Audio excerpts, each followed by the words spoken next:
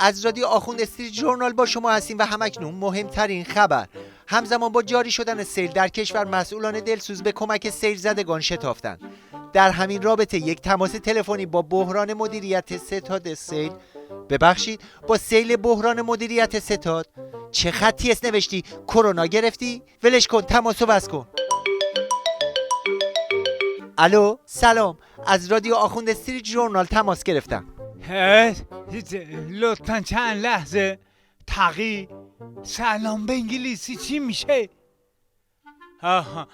Hello, how are you honey? Happy birthday to you. ببخشید من هول شدم. انگلیسی زیاد تاپ نیست آخه.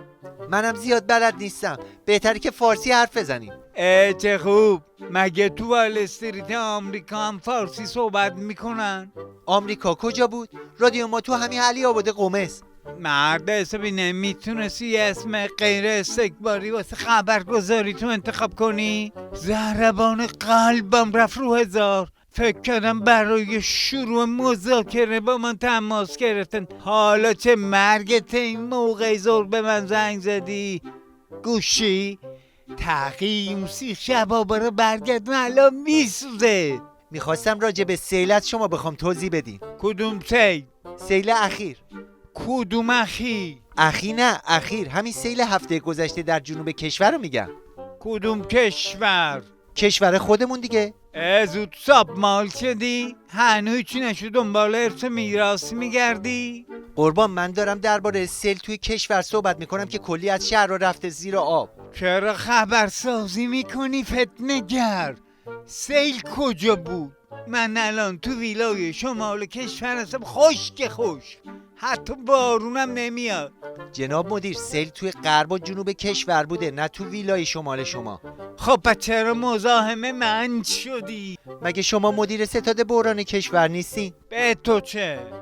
آخه سیل زده ها درخواست کمک کردن. خب به من چه؟ تاره جنبور دستور ندن که نمیتونم کرونا رو ول کنم دنبال سیل بیافتم. گوشی تقیید 4 تا چنجه دیگه اضافه کن زغال هدر نره. شما الان تو ویلا در حال مدیریت کرونا هستی؟ پس میخواستی برم تو بیمارستان مدیریت کنم که کرونا بگیرم؟ اونم با این بیچمه با ویدیو کنفرانس دارم مدیریت میکنم. پس کیس به سیل زده ها کمک میشه. عجب کنه ای هستی تو. ببین امروز چند شنبه است؟ 3 شنبه است. آخه تو یه نفهم بفهم تا رئیس جمهور جمعه نشه از هیچی خبردار نمیشه. ای وای اونقدر حرف زدی که کنترل گیم از دستم در رفت. چی؟ هیچی بابا، کنترل مدیریت منظورمه. بس دیگه اینقدر روده درازی نکن. هر وقت ما کرونا رو مدیریت کردیم سیل رو هم مدیریت میکنیم. تقی چقدر بگم موزغالا رو هدر نده، به درد میخوره. زغالا چیه؟